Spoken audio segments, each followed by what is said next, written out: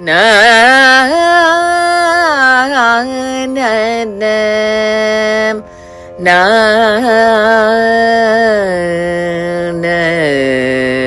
na na na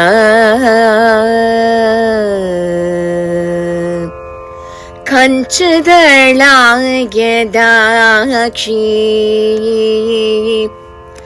ಕಂಚದಳಾಗ್ಯದಾಕ್ಷಿ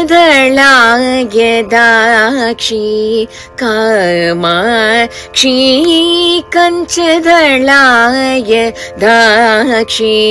Kamakshi Kamala Manohari Tripura ಸುಂದರಿ ಕಂಚದಳಾಗ್ಯದಾಕ್ಷಿ ಕಾಮಾಕ್ಷಿ ಕಮಲಾ ಮನೋಹರಿ. ஹர ஹர சங்கர ஜெய ஜெய சங்கர. நம்மாத்து பெரியவா channel subscribe பண்ணுங்க. ஆடி மாதம் 18ஆம் தேதி வரும் திங்கட்கிழமை ஆகஸ்ட் 3 ஆடிப்பெருக்கு விழா கொண்டாடப்படுகிறது.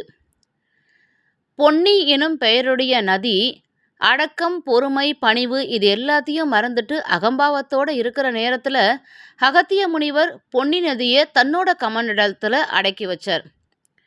அடக்கின அந்த பொன்னி நதியை விநாயக பெருமான் காகம் வடிவில் வந்து கவிழ்த்து விட விரிந்து ஓடியது பொன்னி நதி. தன்னுடைய தவறை உணர்ந்து பொன்னி நதி திருந்தி விநாயகர் பெருமான் அருளால் இந்த பூமியில் தமிழ்நாட்டில் மறுபடியும் ஆறா பாய்ந்து எல்லா இடத்துலையும் சுபிக்ஷத்தை கொண்டு வர்றதுக்கு தயாரானாள். காக்கை வடிவில் விரிந்து ஓடியதால் காவிரி அப்படின்னு பொன்னி நதிக்கு ஒரு பெயரும் உண்டு. அப்படிப்பட்ட காவிரி தாயை போற்றி வணங்குவதுதான் ஆடிப்பெருக்கு திருநாளின் மகத்துவம்.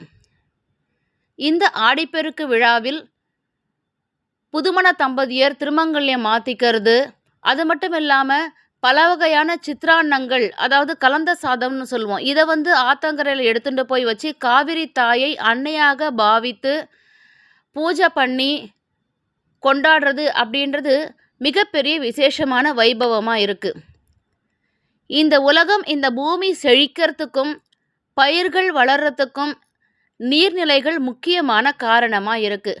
அப்படிப்பட்ட உயர்ந்த பெருமை கொண்ட காவிரி தாயை வணங்கும் இந்த ஆடிப்பெருக்கு நன்னாளில் காவிரி தாய்க்கு வணக்கம் சொல்லி நன்றி தெரிவித்து நம்மளும் ரொம்ப சிறப்பாக கொண்டாடுவோம்.